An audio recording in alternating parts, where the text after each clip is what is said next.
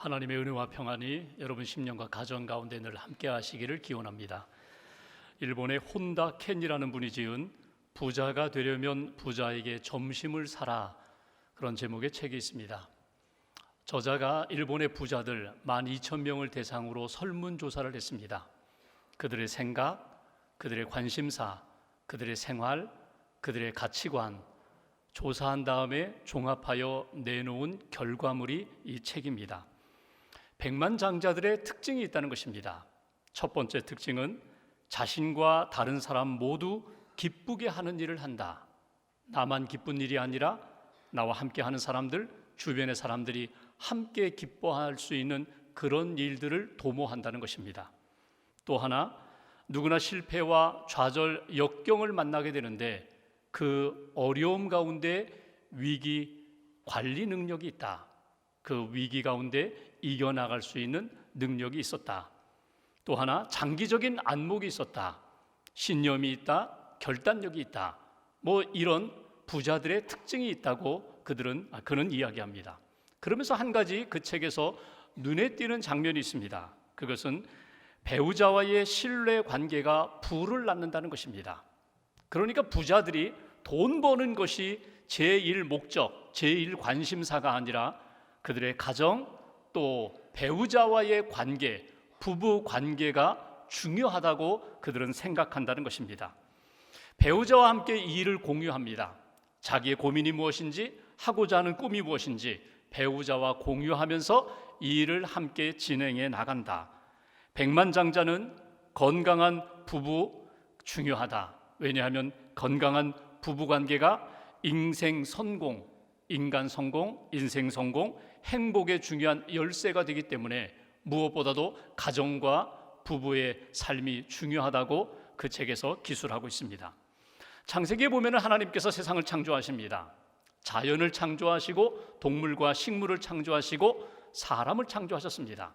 아담을 창조하신 이후에 홀로 있는 것이 좋지 못하다. 그래서 그가 잠든 사이 갈빗대를 취하여 하와를 만드셨습니다. 그리고 아담이 하와를 처음으로 만날 때 창세기 2장 23절에 보면은 아담이 이렇게 탄성을 질러냅니다. 이는 내 뼈 중에 뼈요 살 중에 살이다. 자기가 자연을 만나고 먹을거리 식물들을 많이 얻었을 때에도 그렇게 기뻐하지 않았는데 자기의 배우자를 만나면서 그는 너무너무 기뻐했습니다. 두 사람이 부모를 떠나 연합하여 부부가 되는 것, 이것이 하나님이 주신 복이라는 것입니다. 24절에 하나님이 이렇게 말씀하십니다. 이제부터 너희들은 둘이 아니다 한 몸이 될지라. 한 몸이 되는 것이 복이라는 것입니다. 사랑의 부부로, 사랑의 관계로 한 몸이 되어서 살아가는 것, 이것이 하나님이 주신 창조의 질서고 이것이 복된 삶이다. 그런데 이런 복을 깨뜨리는 것이 있습니다. 그것이 무엇인가 하면 가정 안에, 부부 사이에 들어오는, 우리 인생 안에 찾아오는 간음이라는 것입니다. 사단은 지금도 간음이라는 도구를 가지고 인생을 무너뜨리고 가정을 흔드는 일을 우리가 만나게 됩니다. 여러분 가정은 어떻습니까? 여러분은 간음에 대하여 어떻게 생각하고 있습니까? 간음은 그냥 문화야, 유행이야, 그럴 수도 있지, 이렇게 생각하십니까? 아니면 간음은 하나님께서 죄라고 말씀하셨어, 죄야, 이렇게 생각하십니까? 여러분은 가정을 위하여, 가정을 건강하게 세우기 위하여 늘 기도하며 하나님의 도우심을 구하고 살아가십니까? 오늘 성경에서 우리는 10계명의 7번째 계명 간음하지 말라라는 말씀을 우리가 듣게 됩니다.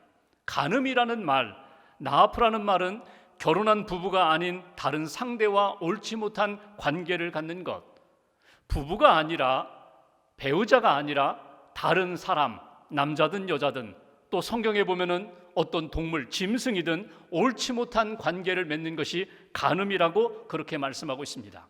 하나님이 간음에 대하여 얼마나 그 죄가 무거운가, 무겁게 여기시는가, 성경을 보시면 죄 가운데 특별히 무겁게 여기시는 죄가 있습니다. 이 죄는 반드시 죽일지니라. 이런 죄를 짓는 자는 반드시 죽여야 된다. 아주 무겁게 생각하는 죄가 3가지가 있습니다. 하나는 우상 숭배, 하나님 외에 다른 신을 섬기고 우상을 만드는 죄, 그는 죽어야 된다. 또 하나 살인죄, 그리고 오늘 본문에서 보는 간음죄, 간음죄를 마치 우상숭배 그리고 살인죄만큼 그렇게 무겁게 하나님이 다루셨다는 것입니다. 레위기 20장 10절에 보면은 간음한 자 반드시 죽일지니라 이렇게 강하게 말씀하십니다. 간음한 자 오늘 죽여야 된다.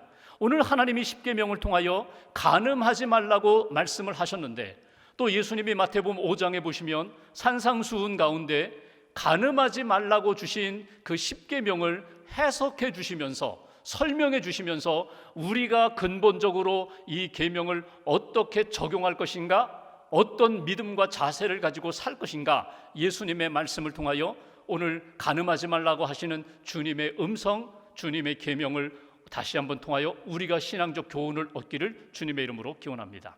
오늘 마태복음 예수님이 말씀하신 내용, 마태복음 5장 27절 28절 말씀을 먼저 봉독하겠습니다. 제가 27절 봉독합니다. 또 간음하지 말라 하였다는 것을 너희가 들었으나, 28절 같이 봉독합니다. 나는 너희에게 이르노니 음욕을 품고 여자를 보는 자마다 마음에 이미 간음하였느니라. 아멘. 예수님이 이렇게 말씀하세요. 너희가 십계명에 간음하지 말라라는 계명을 들었지만 내가 너희에게 이르노니, 설명하노니 음욕을 품고 여자를 보는 자마다 이미 간음하였다. 여자를 본다라고 했어요. 이 본다라는 동사가 구약의 이 히브리어를 보면은 현재 분사로 되어 있어요. 그러니까 한 번 힐끗 보는 것이 아닙니다. 한 번 눈에 보이는 것이 아닙니다. 이것은 반복해서 계속 보여지고 또 보고 있는 그런 상태를 이야기하는 것입니다. 음욕을 품고 여자를 보는 거예요. 마치 새가 닭이 알을 품는 것처럼 음욕을 품고 이성을 바라보는 것, 음욕을 품고 상대를 계속 묵상하는 것, 이것이 곧 간음이라고, 이미 간음의 길에 들어선 것이라고 말씀하시는 것을 읽어볼 수가 있습니다. 구약 시대나 예수님 시대나 지금 이 시대에 간음이라고 하면은 육체적으로 간음을 행할 때에 그것을 간음했다고 그렇게 생각을 합니다. 근데 예수님은 그렇게 말씀하지 않으세요. 육체적인 간음 이전에 그의 마음 가운데 음욕을 품고 상대를 바라본다면 이미 그의 마음속에 들어온 음욕이 그로 하여금 간음을 행하는 자로 이끌어 가기 때문에 그는 간음한 자가 된다. 마음 관리가 중요하다는 거예요. 눈에 보이지 않는 중심에 무엇을 품고 있느냐, 거룩함을 품고 있느냐, 아니면 거룩하지 못한 죄의 속성을 품고 있느냐, 이것을 점검하라고 말씀하시는 내용을 우리가 들을 수 있습니다. 여기에서 간음죄에 대하여 우리가 꼭 기억할 신앙적 교훈이 있습니다. 첫 번째로 마음의 음욕을 품지 말라는 것입니다. 행동이 먼저가 아니라, 나타나는 현상이 먼저가 아니라 그의 마음속에 무엇을 품고 있느냐, 음욕을 품어서는 안 된다. 하나님은 우리의 마음과 동기를 바라보시는데, 행동도 중요하지만 결과도 중요하지만 그 마음속의 첫 출발, 어떤 마음을 품고 있느냐, 하나님은 그것을 주목하시는데 너희 마음속에 음욕을 품고 있다면 그것이 아름답지 못한 결과로 반드시 나타나기에 빨리 깨달으라는 거예요. 음욕을 빨리 정리하라는 거예요. 품지 말라고 주님이 말씀하시는 내용입니다. 여기서 한 가지 우리가 오해하지 말할 것이 있습니다. 그것은 성적인 본능이 죄다, 그것이 악이다, 그렇게 생각하는 것이 결코 아닙니다. 하나님이 주신 성적인 본능이 있어요. 충동이 있어요. 이건 자연스러운 현상입니다. 상대를 바라보며, 이성을 바라보며 사귀고 싶다, 만나고 싶다, 함께하고 싶다, 여러분 이 거룩한 본능이에요. 하나님이 주신 본능이에요. 근데 여기서 음욕을 품는다는 이 말씀은 상대를 배우자가 아닌 상대로, 올바르지 않은 상대로, 부도덕한 상대로 내 마음속에 품는 것, 그것을 성경에서 예수님이 말씀하시는 음욕을 품는 것이라고 그렇게 말씀하시는 부분입니다. 간음은 어디에서 시작되는가? 내 마음속에 잘못된 정욕을 품는 것에서 간음의 역사가 나타나게 된다. 그러므로 마음의 음욕을 품고 행하는 자는 이미 간음하는 자라는 것을 잊지 말아라. 빨리 마음속에 있는 음욕을 털어버리라고 주님이 말씀하시는 내용입니다. 여러분, 구약에 이 다윗이라는 사람이 있어요. 여러분, 하나님 앞에 예배 잘 드렸던 사람이고 하나님을 사랑했던 사람이고 하나님의 말씀대로 살았던 사람입니다. 하나님의 사랑을 받았던 사람이에요. 어느 날 오후 늦게 일어나서 왕궁을 거닐다가 그 옆에서 목욕하는 여인을 보게 됩니다. 여러분 보게 된 것, 보인 것 죄가 아니에요. 근데 다윗이 어떻게 합니까? 그 여인을 묵상하기 시작합니다. 마음에 담기 시작합니다. 알아보았더니 자기의 신하 충신 우리아의 아내 밧세바라는 것을 알게 됩니다. 지금 우리아가 어디 있어요?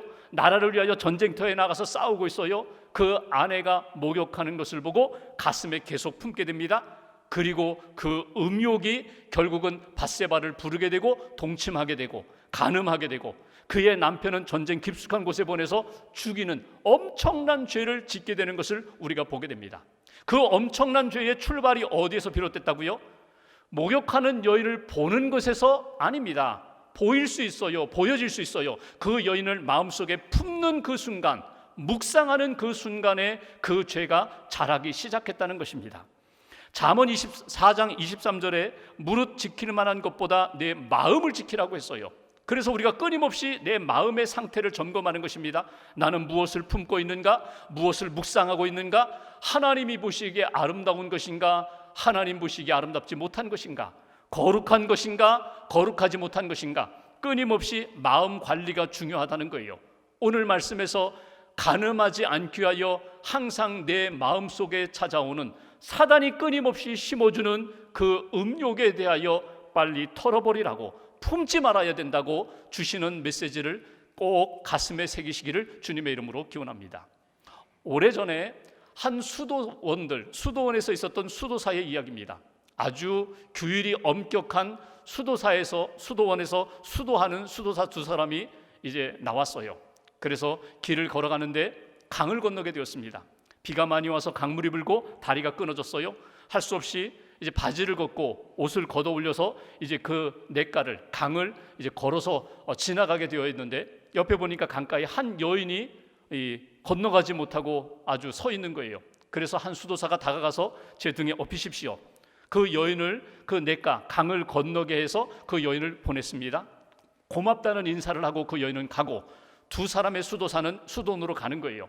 근데 갑자기 그 여인을 업었던 수도사를 향하여 옆에 있던 수도사가 이렇게 말하는 것입니다. 이 나쁜 사람아, 여자 몸에 손을 대지 말라고 했는데 왜 손을 댔어? 우리 수도원의 엄격한 규율은 여자 몸에 손가락 하나라도 대지 말라고 했는데 당신은 왜 손을 댔어? 그랬더니 이 수도사가 이런 이야기를 합니다. 물론 여자의 몸에 손을 대면 안 되지. 그런데 그 높은 정신이 있어. 그거보다 더 높은 정신은 무엇인가 하면 어려움을 만난 사람, 힘든 사람 도와줘야 할 상황이 생긴다면 마땅히 도와주는 것이 더 높은 정신이 아닌가. 그 여인을 업어서 도와주는 것, 그 높은 정신을 따라서 나는 도와줬을 뿐이야. 그런데 나는 이렇게 업어서 도와준 다음에 다 잊어버렸는데 당신은 왜 아직도 그 여인을 업고 있는가? 왜 아직도 당신은 그 여인을 마음속에 품고 있는가? 여러분, 우리가 인생을 살아가며 그럴 때가 있어요. 뜻하지 않은 시간에 뜻하지 않은 사람과 뜻하지 않은 사건을 통해서 내 마음속에 음욕이 들어오고 이성이 들어와서 뿌리 내리고자 하는 그런 일들, 어떻게 하시라고요? 마음속에 있는 음욕을 빨리 정리해야 하나님이 기뻐하시는 거룩한 길을 걸어갈 수가 있다고.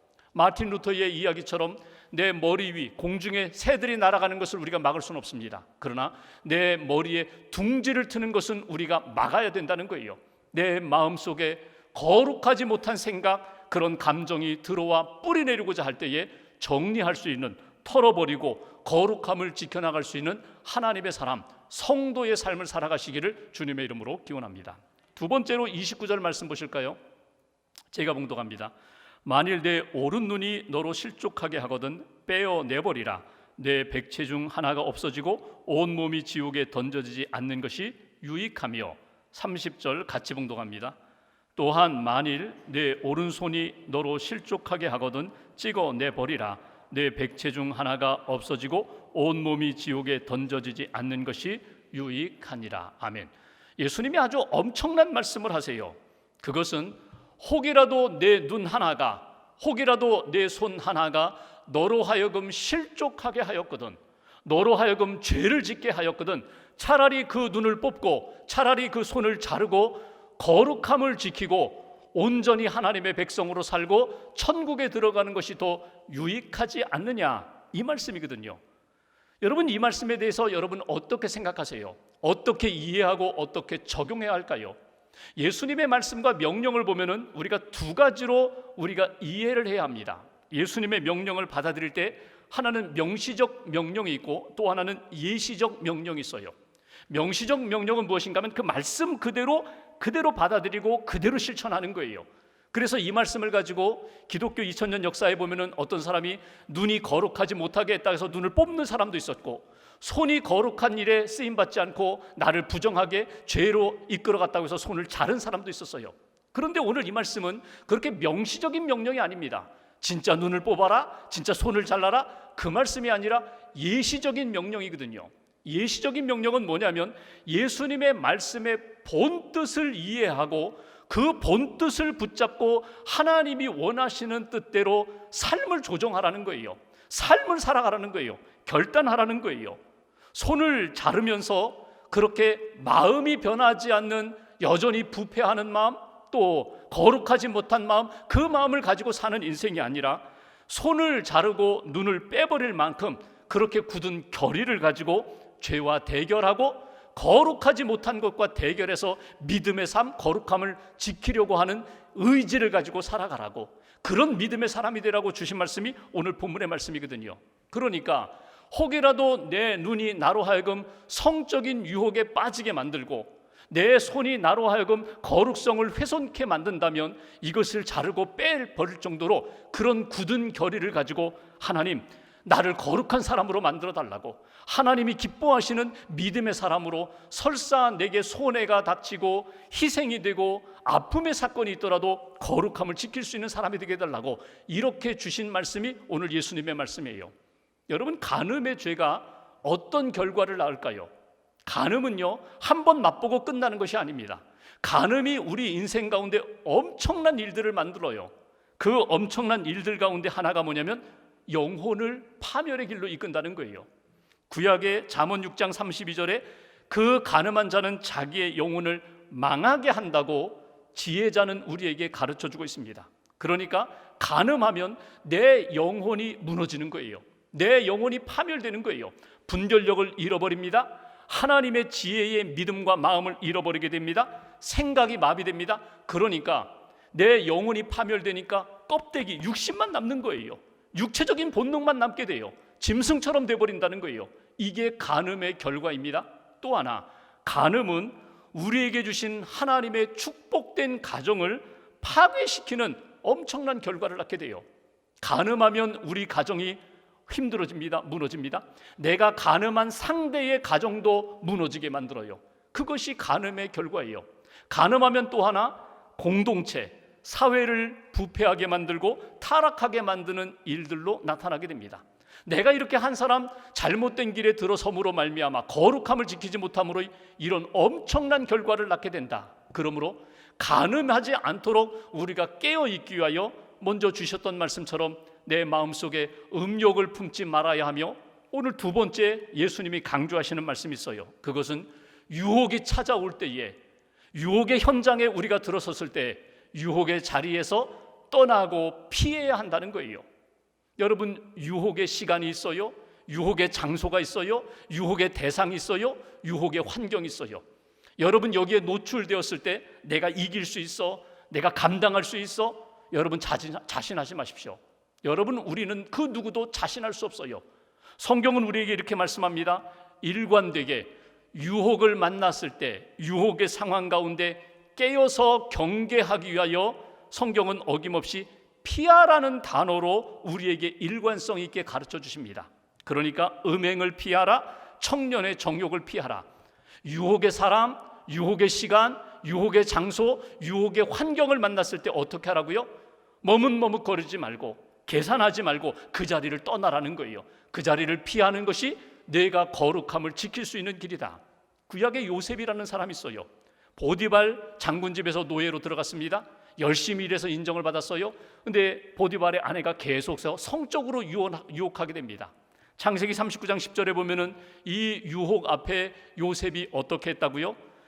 동침하지 않을 뿐더러 함께 있지도 아니했다.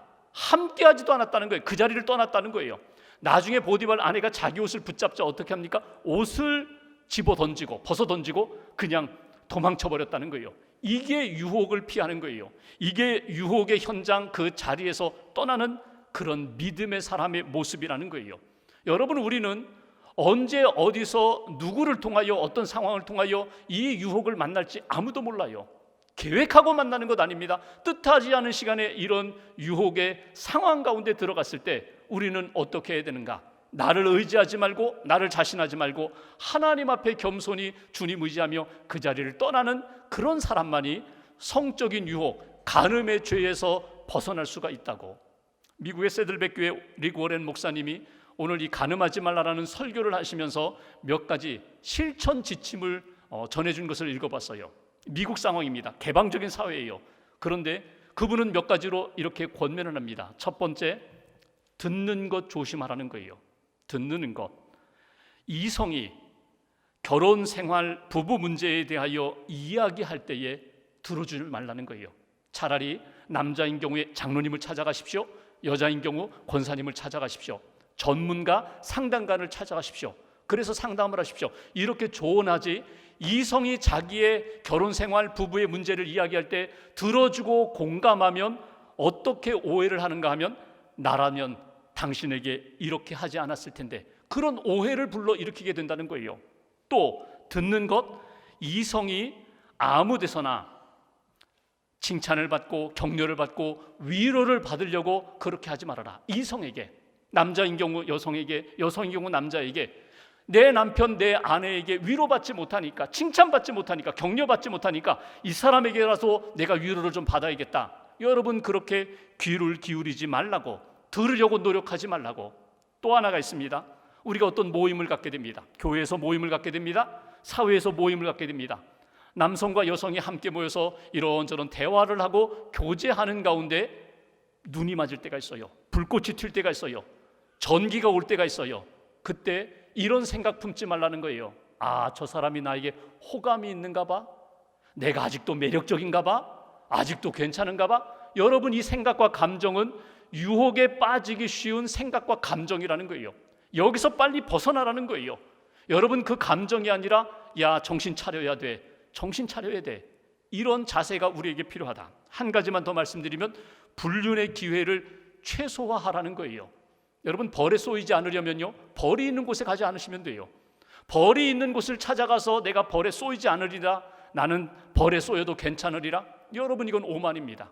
유혹의 자리 최소한으로 줄이시라는 거예요. 유혹의 자리를 떠나시라는 거예요. 하나님 앞에서 내가 섰다고 생각할 때 조심하라, 넘어질까 조심하라고 바울의 권면처럼 항상 긴장하며 경계하며 하나님 앞에서 나도 자신할 수 없다고 하나님 의지하며 살아가는 그런 믿음의 인생이 될 때 간음의 죄에서 우리가 피할 수 있다. 마지막 한 가지 31절 말씀 보실까요? 제가 봉독합니다. 또 일렀으되 누구든지 아내를 버리려거든 이혼 증서를 줄 것이라 하였으나, 구약에 보면은 신명기 24장 1절 3절에 보면은 구약에 이혼 증서를 남편이 아내에게 써주는 경우가 있어요.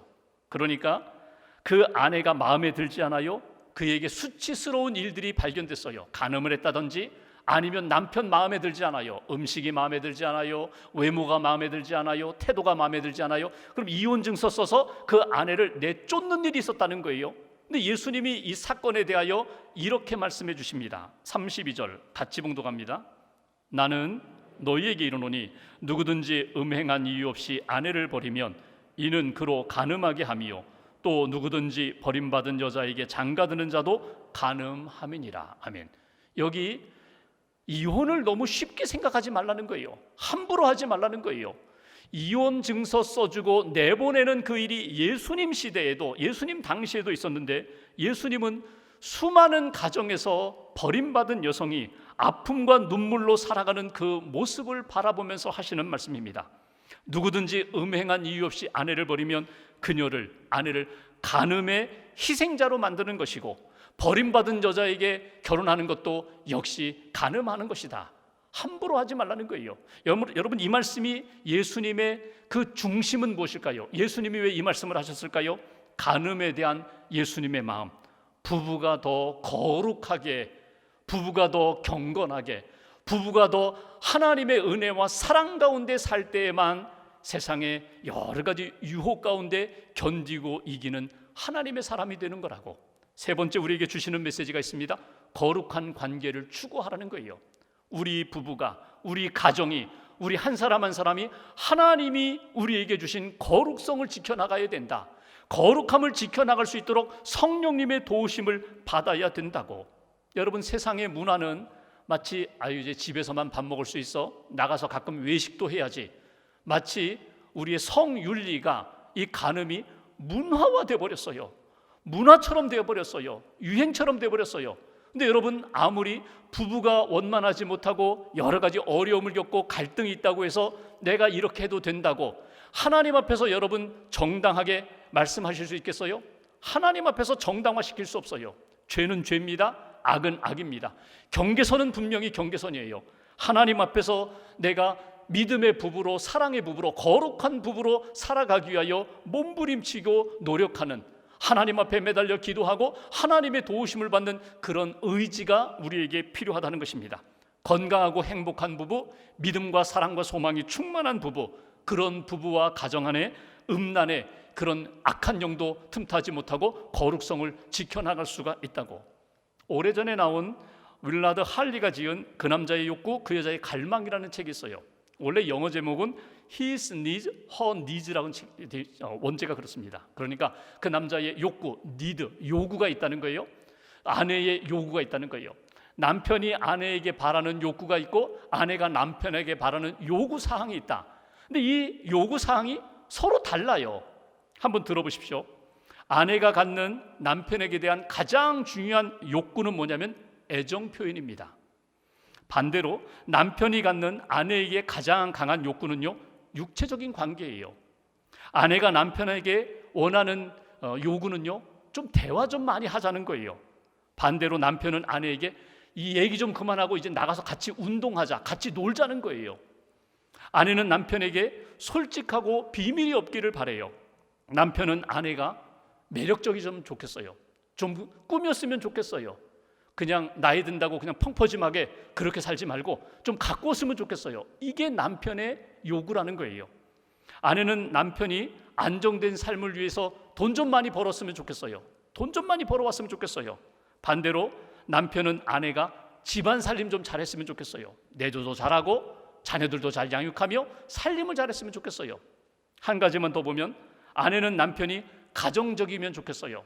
가정적인 아빠, 가정적인 남편이 되면 좋겠는데 남편은 아내에게 가장 바라는 것이 남편, 나를 좀 자랑스럽게 여겨줬으면 좋겠어요. 자랑스럽게 생각했으면 좋겠어요. 인정해주면 좋겠어요. 서로 요구하는 게 달라요.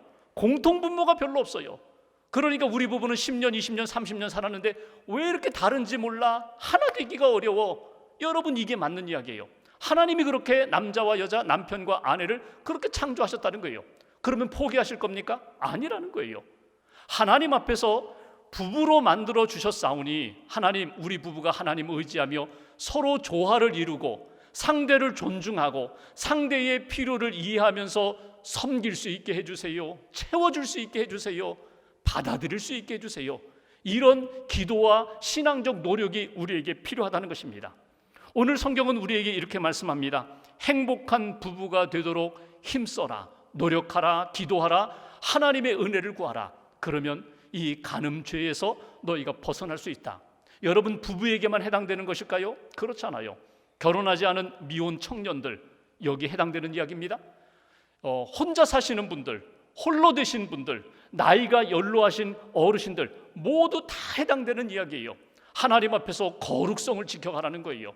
지금도 사단은 끊임없이 우리의 생각과 감정 가운데 악의 씨앗을 뿌리고 있는데, 잘못된 감정을 심어주고 있는데, 하나님 앞에 거룩성을 지키는 믿음의 사람이 될 때에, 거룩한 성도의 삶을 살아갈 때에 간음죄 짓지 않고 하나님이 기뻐하시는 인생으로 살아갈 수가 있다. 소돔과 고모라가 성적으로 타락해서 그 도시가 멸망했습니다. 하나님의 심판을 받았어요. 소돔과 고모라에 관한 우화 가운데 이런 이야기가 있습니다. 심판받기 전에 한 노인 한 사람이, 어르신 한 분이 계속해서 소리를 외치고 다녔다는 거예요. 이 도시는 망합니다. 여러분 회개하십시오. 이 도시는 성적으로 타락했기 때문에, 음란하기 때문에 반드시 망합니다. 여러분 회개하십시오. 사람들이 듣지 않았어요. 누군가 할아버지에게 이런 이야기합니다. 할아버지, 아무도 안 들어요. 왜 이렇게 힘들게 목소리 높여서 외치고 다니세요? 그때 할아버지가 이런 이야기를 했다는 거예요. 내가 외치지 않으면, 내가 소리치지 않으면 내가 소돔 사람 될까 봐, 내가 고모라 사람 될까 봐, 내가 외치지 않으면 나도 모르게 그 속에 들어가 타락할까 봐 내가 이렇게 외친다고. 여러분 누구도 예외가 없어요. 여러분 내 자신이 하나님 앞에서 거룩한 마음을 품어야 됩니다. 거룩한 행실로 살아가야 됩니다. 혹이라도 유혹의 현장에 있다면 빨리 그 자리를 벗어나야 합니다. 그리고 끊임없이 성령님을 통하여 거룩함을 추구하는 인생, 거룩함을 추구하는 가정으로 살아가라고 오늘 주님은 우리에게 가르쳐 주십니다. 간음하지 말라, 이 말씀을 보면서 내 삶 가운데 하나님, 저는 이미 죄를 지었는데요, 어떻게 합니까? 이런 분들이 있을 것이에요. 예수님이 간음한 여인을 향하여 가서 다시는 죄를 범하지 말라고 용서해 주십니다. 기회를 다시 주십니다. 은혜를 주십니다. 붙잡으세요. 하나님의 은혜, 하나님의 사랑, 하나님의 용서하심 붙잡고 하나님, 지금부터라도 하나님의 기뻐하시는 거룩한 백성으로 살게 해달라고 하나님 앞에서 다시 한번 믿음으로 결단하시고 하나님의 은혜 가운데 거룩함으로 승리하는 믿음의 인생 세워가시기를 주님의 이름으로 간절히 기원합니다. 기도하겠습니다.